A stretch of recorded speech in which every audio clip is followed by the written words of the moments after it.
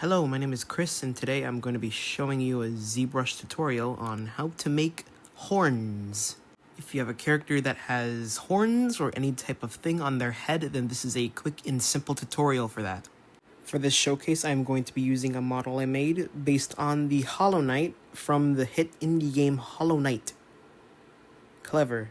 So here's our model, and oh, it appears it's missing its horns.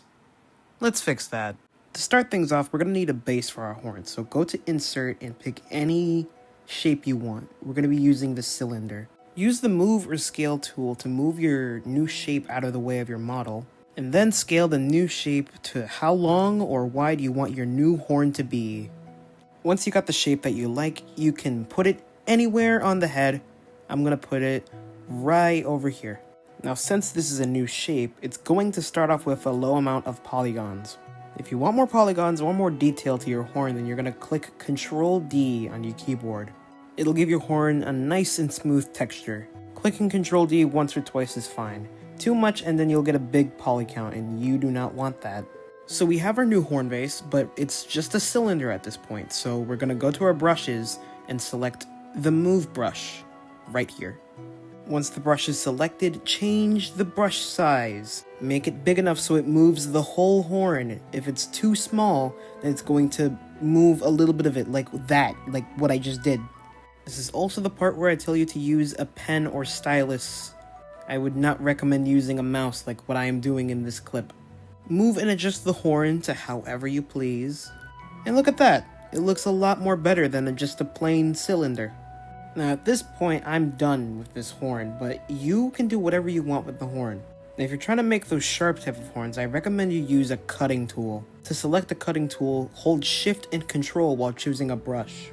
Now whether you want to cut your horn or you want to just finish off and duplicate the horn already, you gotta follow this quick step first.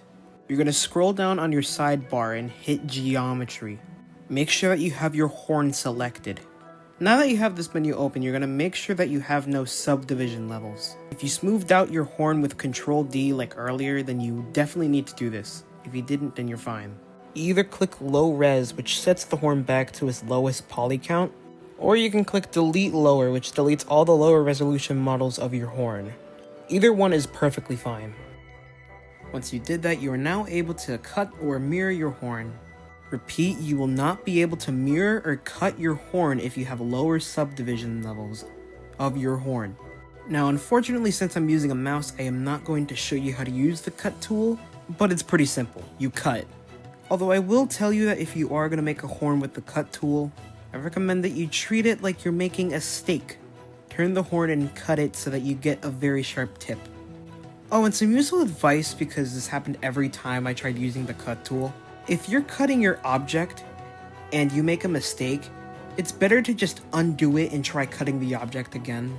Trying to cut out a part of your object over and over again to smoothen it out is like the equivalent of splitting an atom and will absolutely crash your program. So that's your heads up. Anyways, now I'll show you how to duplicate and mirror your horn.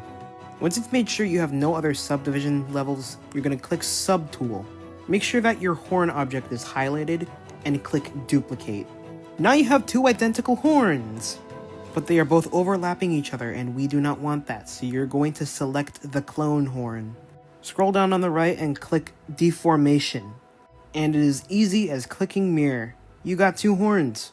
Make sure that it is selecting the X and not the Y or Z, or else the horn is going to be on a different area of the head. And at this point, you're practically done. You got horns.